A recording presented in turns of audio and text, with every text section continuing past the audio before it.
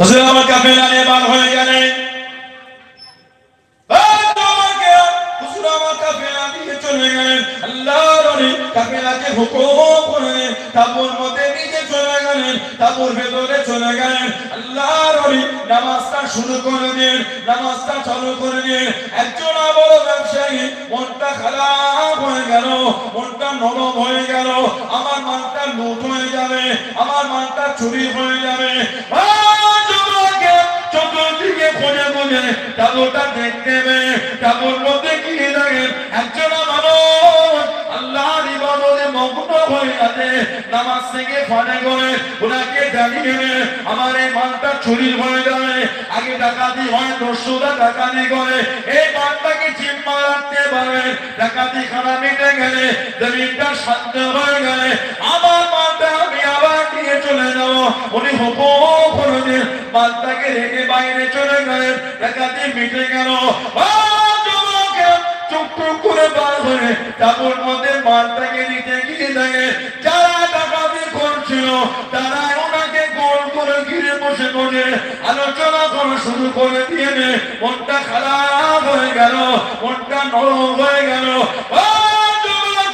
আল্লাহর ওলি হযরত ফুদাইল বিন আয়াদ ওনার দিকে তাকিয়ে তাকিয়ে জানিয়ে ইনার মালটা ফিরিয়ে দাও, ওনার মালটা দিয়ে দাও, ওনার মালটা আমি নেবো না। উনি তখন আমাকে জিম্মা দিয়ে মালটা রেখে গেল, আমি তখন ইবাদত করি, আল্লাহ আমাকে ভালোবাসায় উনি আমাকে বিশ্বাস করে মালটা রেখে দে, ওই মাল আমি নেবো না, ওই মালটা ফিরিয়ে দাও। জোরে বলুন সুবহান, আর একটু জোরে বলুন সুবহান। এই মালটা আমি নিচ্ছি না। ডাকাতি হয়, উনি কিছু না খুঁজে তাঁবুতে গিয়ে দেখে নামাজ পড়ছে। ওটাকে ফুদাইল বিন আয়াদ, উনি ডাকাতের সর্দার হল, নামাজটা পড়তো। আর ওনার হুকুম দিয়া ছিল দুটো বাচ্চাদের হাতে আর বাচ্চাদের আর মেয়েদের ওপর জুলুম করবে না। মালটা ওনাকে বলে রাখবো, এই ডাকাতি হচ্ছে, ডাকাতে মিটে গেল, আবার মালটা নিয়ে যাও আপনার কাছ থেকে, মনে মনে হাত রেখে দাও।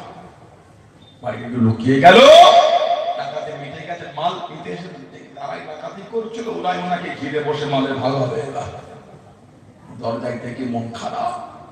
বাংলায় প্রবাদ আছে, বাঘের কাছে ছাগল পালতে দিয়েছে, বাঘের কাছে ছাগল পালতে দিয়েছে। মনটা খারাপ। ফুদাইল বিন আয়াদের নজর যেই পড়েছে, এই মালটা ওনার ফিরিয়ে দাও, ওই মাল আমি নেবো না। কেন? যখন আমার কাছে মালটা রেখে যাচ্ছে আমি তখন ইবাদত করছি, আমাকে ভরসা করে মাল রাখেন, আল্লাহ ভালোবাসে আমাকে ভরসা করে মাল রেখেছে। ও বলুন না সুবহানাল্লাহ। ওই মালটা আমি নেবো না, ওই মালটা আমার ফিরিয়ে দাও। বলুন না সুবহানাল্লাহ। মাল ফিরিয়ে দিলে আল্লাহ ওনার অন্তর ইমানে আর তওবা একটা নূর আল্লাহ দিয়ে দিলেন। ডাকাতি করছে, ডাকাতি করে, কোন একদিনে এক জায়গায় বড় কাফেলা এসে আশ্রয় নিয়েছে। কোন একটা জায়গা গভীর রাত্রিরে পাখির ডিঙ্গে ঢুকেছে, ওই কাফেলা লুট হবে, মাল চুরি হবে, ডাকাতি হবে। রাত্রিরে গিয়ে দেখছে সব ঘুমাচ্ছে, একজন জেগে জেগে তেলাওয়াত করছে, হাফেজ, একজন হাফেজ তেলাওয়াত। উনি যখন যাচ্ছে তখন তেলাওয়াতের কোরআন শরীফের সূরা হাদীদ তেলাওয়াত, সূরা হাদীদ 16 নম্বর আয়াতটা কানে আসছে, আলাম ইয়ানিল্লাযিনা আমানু আন তাখশা কুলুবুহুম লিযিকরিল্লাহ। কোরআন শরীফ সূরা হাদীদ 16 নম্বর আয়াত, আলাম ইয়ানিল্লাযিনা আমানু আন তাখশা কুলুবুহুম লিযিকরিল্লাহ। এই আয়াতটা যখন ওনার কানে আসলো থমকে গেলেন। এখনো কি ইমানদারদের জন্য সময় আসেনি যে আল্লাহর উপরে ও তার নাজিলকৃত বাণীর উপরে নিজের মনটা বিনয় করবে, মজবুত হবে, ফিরে আসবে, বাড়ি গেল কাঁদছে, মানে যে আমি এখনো তাহলে আল্লাহর মুমিন বান্দা হতে পারিনি। আলাম ইয়ানিল্লাযিনা আমানু তাখশা কুলুবুহুম লিযিকরিল্লাহ। মানে রুমের মধ্যে গেল, হাফেজ সাহেব কেবল আরেকবার তেলাওয়াত করে, নেওয়াজ বলে আলাম ইয়ানিল্লাযিনা আমানু আন তাখশা কুলুবুহুম লিযিকরিল্লাহ। উনি শুনছেন আর চলতে পানি করছে। ওখানে বসে বসে আল্লাহর দরবারে খালেস দিলে তওবা করে নিলেন। জোরে বলো, আর জোরে বলা গেল না, তওবা হয়ে গেল। পাঁচির দিনকে ফিরে গেলে ডাকাতি করা ভুলে গেছে, ডাকাতি করা ভুলে গেছে। ফিরে এলে কাফেলায় বললেন যে আমি আর তোমাদের আজ থেকে ডাকাতের সর্দার না, তোমরা নতুন সরকার খুঁজে নাও, আমি আর এর মধ্যে না, আমি তওবা করে নিয়েছি। সুবহানাল্লাহ বলবেন না? ওরা দল বলছে তা কি করে হয়? ডাকাতি করলাম একসাথে, তওবা একা একা করলে কি করে হবে? ডাকাতি যেমন একসাথে হইলে তওবাটা একসাথেই হবে।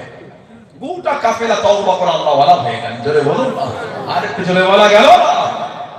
ডাকাতি ছেড়ে দিলে তবে তাবুতে গিয়ে কিন্তু উনি বসতেন, যখন ওই লোক কাফেলার লোক সমস্ত ব্যবসায়ীরা একে অপরকে বলতো, উনি শুনতে আর কানতেন। এই এলাকাটা হলো ফুদাইল বিন আইয়াজের এলাকা। রাত শোনার আগে ভালো হয়ে যেতে হবে, না একটাও মাল পাবে না, সব চুরি করে নেবে। রাত ফোরাবার আগে এই এলাকা ছেড়ে দাও।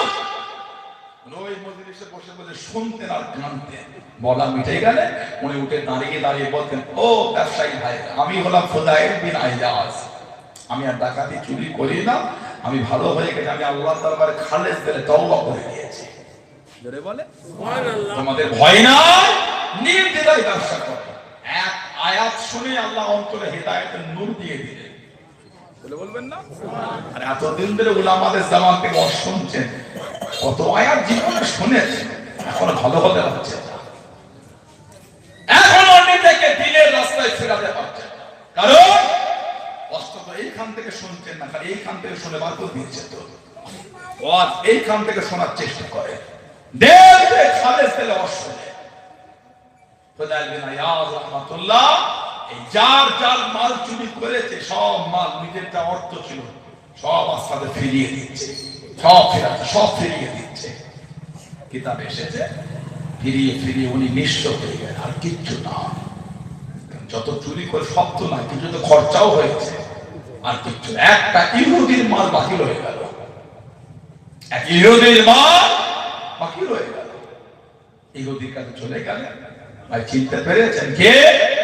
না অমুক রাত্রিরে অমুক সময় অমুক এতে আপনার এই মাল চুরি হয়েছে। হ্যাঁ হ্যাঁ চুরি হয়েছে। কে আপনি? আমি সেই চোর ফুদাইল বিন আইয়াজ। আবার কি করতে চলে? না না, আমি এবারে মাফ চাইতে এসেছি। আহা বলেন না সুবহানাল্লাহ, আমাকে মাফ করে, আমি অন্যায় করেছি, ভুল, মাফ করে দেন। উনি বলছেন না, মাফ যদি চাইতে হয় মাল ফেরত দিতে হবে। মাফ যদি চাইতে হয়, আমার মাল আমাকে নাই, মাফ হবে না। উনি বলে মাফ করে দেন না, তখন আমাকে তার কিচ্ছু নাই দেবার মতো। উনি বললেন, আমার এই ঘোড়াগুলি আছে, ওর খাবার দেবার জন্য কাজের লোক হিসাবে আপনাকে থাকতে হবে। উনি বলেন মাফ যদি করে, আমি দাঁতিয়ে দাঁতিয়ে আছি। ধরে বলুন না সুবহানাল্লাহ। রয়ে গেলে 3 থেকে 4 দিন ছিলেন। কোন এক তারিখে বড় একটা খানচায় মাটি পাথর তুলে ওটা চাপা দিয়ে রেখে দিয়েছে। ইহুদি দূরে আছে, ফুদাইল বিন আইয়াজ হুজুরকে ডাকলেন। উনি এলেন, এই পাত্রটা আমার কাছে এনে দাও তো। পাত্রটা যেই উঠিয়ে এনেছে, খুলে দেখছে আর মাটি আর পাথর ওগুলো না, সব সোনা হয়ে গেছে। বলে সুবহানাল্লাহ। ফুদাইল বিন আইয়াজ রাহমাতুল্লাহ, ফুদাইল বিন আইয়াজ, আমি এর মধ্যে সোনা রাখিনি, আমি এর মধ্যে মাটি আর পাথর রেখেছি। তাহলে আমি হলাম আসমানি কিতাবের আলেম, আমি আসমানি কিতাবের পরীক্ষিত মুসলমান, তারা প্রকৃত ঈমানদার খালেস করে তওবা করবে, তাদের জন্য আল্লাহ মাটিটাকে সোনা বানিয়ে দেবে। যেটা বলবেন না ফুদাইল বিন আইয়াজ, আমি তোকে মাফ করতে পারি, শর্ত একটা কি? আমাকে ঈমানের কালিমা পড়ে মুসলমান করতে হবে। যেটা বলুন না সুবহানাল্লাহ। এত বড় ওলি হয়ে গেছেন ফুদাইল বিন আইয়াজ রাহমাতুল্লাহ, এত বড় আলা দরজা পেয়ে গেলেন। উনি গিয়ে বসতেন আওলাদে রাসূল ইমাম জাফর সাদিক রাহমাতুল্লাহর কাছে। উনি মাঝে মাঝে বসতেন আমাদের ইমাম আবু হানিফা নুমান বিন সাবিত রাহমাতুল্লাহর কাছে। আর আল্লাহ ওনাকে এত দরজা দিয়েছিলেন, ওনার কাছে গিয়ে বসতেন। 4 ইমামের এক ইমাম ইমামে শাফি রাহমাতুল্লাহ কি ওনার কাছে বসে থাকতেন। যদি বলো ওনার কাছে বসতেন হাদিসের বড় ইমাম আমিরুল মুমিনিন ফিল হাদিস হযরত আব্দুল্লাহ ইবনে মুবারক রাহমাতুল্লাহ ওনার কাছে গিয়ে বসে থাকতেন। যদি বলো আর একটু যদি বলা গেল না সুবহানাল্লাহ। কে? ইমামে শাফি, 4 ইমামের এক ইমাম। উনি কুরাইশ ছিলেন, মক্কা শরীফে হজ করতে তাবুতে আছে। একজন আল্লাহওয়ালা মানুষ ওনাকে বলে দিলেন,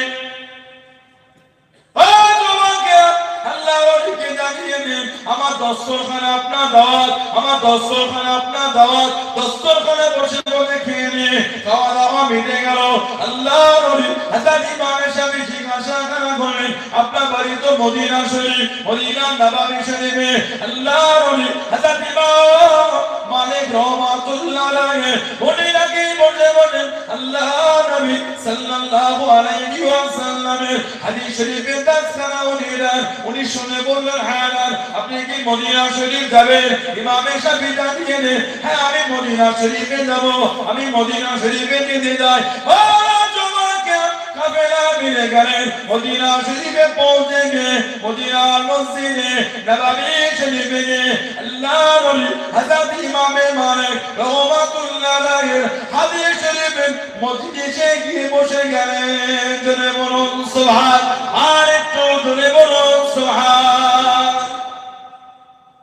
ইমাম মালিক শরীফ ইমলা করাচ্ছেন, ইমলা মানে উনি হাদিস শরীফ বলতে সময় লিখছে। সফর করে গেছে, উনি বসে গেলেন, খাতা নাই, পেন নাই, কিছু নাই, শক্ত একটা কুড়িয়ে ওটাই হাতে বোলাচ্ছে। সবাই খাতা পেন, উনি হাতে বোলাচ্ছে।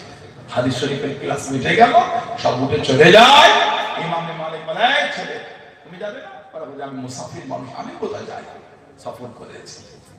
ও হাতে কি করেছে? বুঝলে হাদিস শরীফ। এই হাতে আবার হাদিস শরীফ আদবের খেলা কই দেখি, কই হাতে লেখা নাই তো। বলে হুজুর আপনি মাত্রায় আমি হাতে বলিয়েছি, হাদিস শরীফ আমি আমার অন্তরে লিখেছি। বলে আসলে বলা গেল না যে কটা হাদিস শরীফ উনি শুনিয়েছিলেন ইমলা করার জন্য, লেখার জন্য। ইমাম শাফি হুজুর একবার শুনে প্রত্যেকটা হাদিস একটা একটা করে সব শুনিয়ে দিয়েছে। জোরে বলুন না সুবহানাল্লাহ। হযরত ইমাম শাফি রাহমাতুল্লাহ উনি মাঝে মাঝে কি বলতেন, খুদায়ে বিন আইয়াজের কাছে। আর ইমাম শাফি হুজুরের কাছে গিয়ে বসতেন ইমাম আহমদ ইবনে হাম্বল রাহমাতুল্লাহ। জানাক আল্লাহ, চার ইমামের এক ইমাম বলেছেন। ইমামে আহমদ ইবনে হাম্বল জানাক আল্লাহ পাক 10 লক্ষ খালি হাদিসের হাফেজ করেছেন। বলে বলবেন না, 10 লক্ষ হাদিসের হাফেজ ইমামে আহমদ ইবনে হাম্বল রাহমাতুল্লাহ। কোন বর্ণনায় 8 লক্ষ, কোন বর্ণনায় 10 লক্ষ, কোন বর্ণনায় 20 লক্ষ মানুষ ওনার জানাজায় জামায়াত হয়েছিল। জোরে বলুন না সুবহানাল্লাহ। ইমামে আহমদ ইবনে হাম্বল রাহমাতুল্লাহ উনি হাদিস শরীফ পড়াতেন। আব্বাসী খেলাফত একজনের নাম ছিল, শাসকের নাম মুক্তাসিম বিল্লাহ।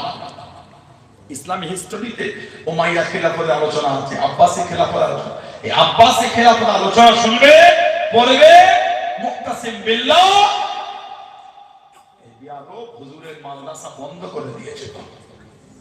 হুজুর বলেছিলেন কোরআন শরীফ ধ্বংসশীল নয়। কেন? ওটা আল্লাহর কালাম। কোরআন শরীফ হলো আল্লাহর কালাম, ওটা ধ্বংস হবে না।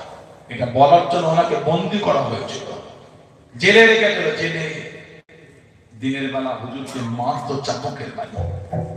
উনি যখন জামাটা খুলতেন, আহমদ ইবনে হাম্বলের শরীরে চামড়া ফেটে রক্ত সব দাগ বসে যেত, রক্ত জমা হয়ে যেত। চার ইমামের এক ইমাম এত মাত্র দিনের বেলা ওই শরীর নিয়ে রাত্রিরে দাঁড়িয়ে দাঁড়িয়ে নামাজ পড়তেন। যখন কষ্ট করে দাঁড়াতে পারতেন না, পাঁচিলে উনি হেলান দিয়ে রাখতেন। যারা ওনাকে মারত দিনের বেলা, তাদের জন্য উনি কেঁদে কেঁদে আবার রাত্রিরে দোয়া করতেন। জোরে বলুন না সুবহানাল্লাহ। আজকে জোরে বলা গেল না।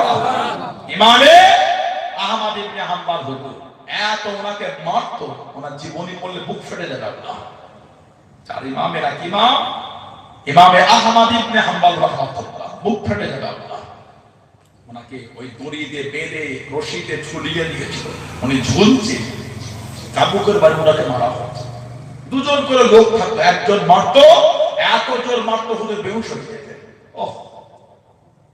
আবার জ্ঞান ফিরলে আরেকজন মারতো, বেহুশ অবস্থায় মারতো না। কেন? অজ্ঞান অবস্থায় মারলে তো মারের জল বুঝতে পারবে না। আবার যখন দ্বিতীয় জন মারতো, এত কষ্ট হতো, বেহুশ হয়ে যেতে। ইমাম আহমদ ইবনে হাম্বল চার ইমামের এক ইমাম, কিতাব এসেছে ওনাকে প্রহার করবে, চাবুকের বাড়ি মারার জন্য সামনে দাঁড়ালেন আবুল হাশেম। হুজুর ইন্তেকাল পর্যন্ত দোয়া করতেন, আল্লাহ আবুল হাশেমকে আপনি মাফ করে দেন। আবুল হাশেম আমার ছেলে বলে, ভাই আবুল হাশেম কে? এটা জীবন আপনার মজলিসে আমি তাকে দেখিনি। আব্বা এটা কি? তখন আমি শুনিয়েছি, আমাকে যখন চাবুকের বাড়ি মারতে এলো আবুল হাশেম, লম্বা চওড়া জাল্লাদ, সামনে এসে দাঁড়িয়ে গেল, এসে বলছে হুজুর আমি আপনাকে মারবো, বাদশার হুকুম এটা, আমি আপনাকে চাবুকের বারে মারবো এখন হুজুর। তবে হুজুর আমি আবুল হাশেম, আমি জীবনে 18,000 চাবুকের মার খেয়েছি, আমি আবুল হাশেম আজকে আপনাকে মারতে এসে চাবুক, তো আমার জীবন আমি 18,000 বার চাবুকের মার খেয়েছি। কেন জানেন? শয়তানের জন্য। আমি নোংরা ছিলাম, দস্যু ডাকাত বাজে লোক ছিলাম, 18,000 বার আমাকে চাবুকের বাড়ি মেরেছে। হুজুর আমি যদি 18,000 বার শয়তানের জন্য মারকে সহ্য করতে পারি, আজকে তো আপনাকে শয়তানের জন্য না রহমানের জন্য মারা হচ্ছে। আমি যদি শয়তানের জন্য মারকে সহ্য করতে পারি, আপনি কি রহমানের জন্য মারকে সহ্য করতে পারবেন না? ইমাম আহমদ ইবনে হাম্বল বলছেন, কথাটা শোনার সাথে সাথে আমার মনের মধ্যে একটা আলাদা আনন্দ তৈরি হয়ে গেল। জোরে বলুন না সুবহানাল্লাহ। মনের মধ্যে আমার বুঝ দিলাম আবুল হাশেম যদি 18,000 বার শয়তানের জন্য মার খেতে পারে, আমি আল্লাহর জন্য রহমানের জন্য কেন মার খেতে পারবো না?